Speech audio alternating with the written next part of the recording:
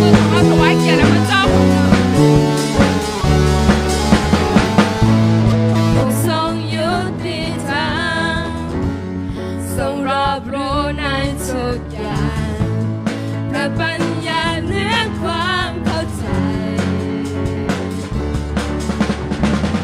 ฤทธิ์อำนาจของพระองค์ยกเราอยู่เหนือโลกใหญ่ยกพระนามพระองค์เราสรรเสริญถึงความยิ่งใหญ่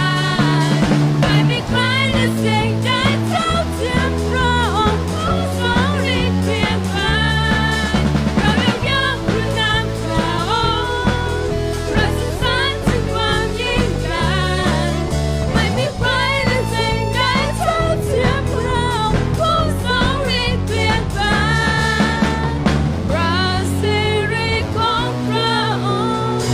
ฤทธิ์อำนาจของพระองค์ครอบครอง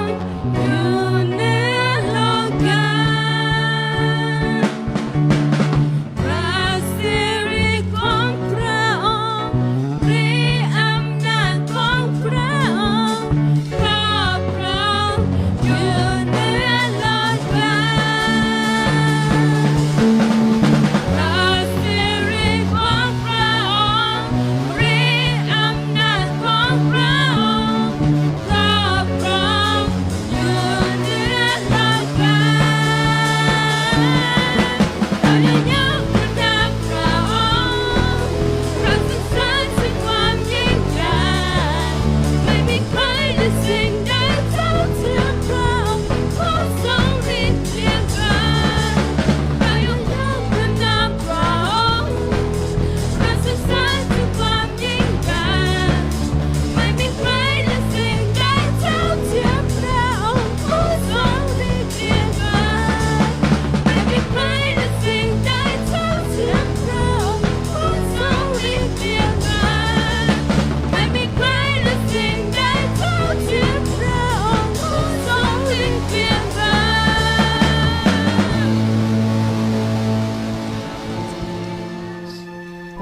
ไม่มีสิ่งใดที่จะยิ่งใหญ่ไปกว่าพระนามของพระองค์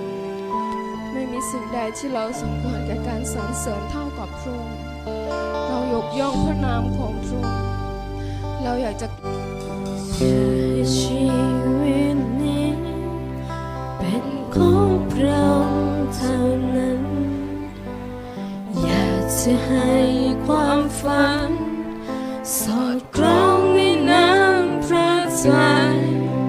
ให้เขาไว้ทุกเสียงพระองค์ให้มันคงในทุกเส้นทางไม่ห่างเหินไปจากพระองค์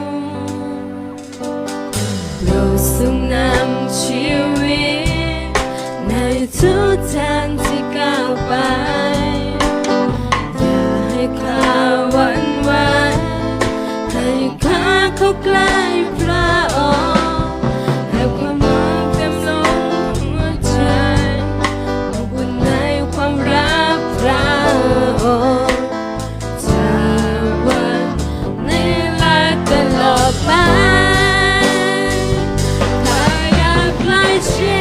ดพระองค์มายิ่งเกินทุกวันสนิทอยู่ใน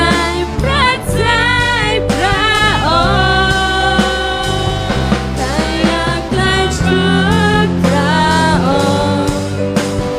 ด้วยสุดหัวใจใกล้ชิดพระองค์กว่าเดิมทุกวันอยากจะชีวิตนี้เป็นของพระองค์เท่านั้น อยากจะให้ความฝันสอบคล้องในน้ำพระทัยให้คงไว้ต่อเสียงพระองค์ให้มันคงในทุกเส้นทางไม่ห่างเหินไปจากพระองค์เราทรงนำชีวิตในทุกทางที่ก้าวไปอย่า the kind